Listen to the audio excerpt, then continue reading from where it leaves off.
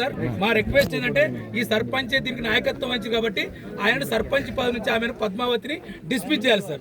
ఇది number 1 sir. ఇది రెండో సార్, ఆ సర్పంచ్ కొడుకుగా ఎవరైతే ప్రసాద్ రెడ్డి వచ్చిరో ఇప్పటికే ఎస్సీ ఎస్టీ అట్రాసిటీ కేసు నమోదైంది కాబట్టి ఇక్కడ డిఎస్పీ గారు ఉన్నారు, ఇక్కడ పోలీస్ అధికార యంత్రాంగం మొత్తం ఉన్నారు కాబట్టి ఫస్ట్ వెంటనే ప్రసాద్ రెడ్డిని అరెస్ట్ చేసి జైలుకు పంపాలి సార్.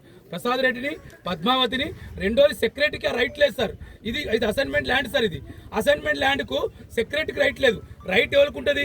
ఉంటే గింటే తహసీల్దార్కి ఉంటుంది సార్. తహసీల్దార్కు విఆర్ఓకు ఒక రైట్ ఉంటుంది మీకు ఏమైనా నోటీస్ ఇవ్వడానికి. రెండోది ఇది ఇల్లు కట్టుకునే ఏరియా ఇది సార్.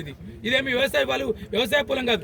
50 సంవత్సరాల నుంచి రేకులు వేసుకుని ఇక్కడ నివసిస్తున్నారు సార్. వీళ్ళు 50 సంవత్సరాలు నివసిస్తుంటే కూడా వీళ్ళు ఇప్పుడు ఇటు ఎల్లోకి ఇప్పుడు చిన్నగా గోడ కట్టుకొని చిన్నగా వేసుకొని నివసిస్తున్నారు సార్. గర్భవతి ఉంది ఇంట్లో గర్భవతి ఇవన్నీ లేకుండా చూడకుండా మేము అధికార పార్టీ కాబట్టి మా ముఖ్యమంత్రి కాబట్టి మేము చెల్లుతుందని చెప్పి ఇంత దౌర్జన్యం దేవుటి సార్. వెంటనే ఈ సంఘటన మొత్తం ఒక సమగ్ర దర్యాప్తు జరిపించాడు సార్. దీంట్లో పాల్గొనందరూ జేసీబీ ఎవరు వచ్చింది, జేసీబీ ఎవరిది ఇది, ఆ జేసీబీని ఫస్ట్ సీజ్ చేయండి సార్. జేసీబీని సీజ్ చేయించండి సార్. మొత్తం వీళ్ళందరినీ అరెస్ట్ చేసి జైలుకి పంపండి సార్. తిరిగి ఇల్లు నిర్మించాలి సార్. తిరిగి ఎట్లుందో అట్లా వీళ్ళ కన్స్ట్రక్షన్ ఇల్లు నిర్మించాలి. ఇక్కడ జిల్లా యంత్రాంగం మొత్తం సీఈఓ గారు ఉన్నారు, తహసీల్దార్ గారు ఉన్నారు, వీళ్ళందరూ ఉన్నారు కాబట్టి మీరు ఆల్రెడీ అడిషనల్ కలెక్టర్ గారితో మాట్లాడారు కాబట్టి ఎట్లా ఇల్లు ఉందో అట్లా ఇల్లు కట్టేది సార్. ఇది సార్ ఈ బాధ్యత తరఫున మా డిమాండ్ సార్. అశోక్ ఏమన్నా చెప్పు. సెక్రటరీ ఉన్నాడు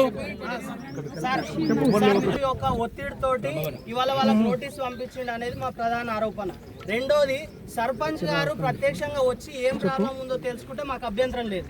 కానీ వాళ్ళ బద్ద పదవులలో వాళ్ళు పాల్గొనడానికి ఏమన్నా హక్కు ఉందా? అట్లేమన్నా రాజ్యాంగం కల్పించిందా వాళ్ళకు?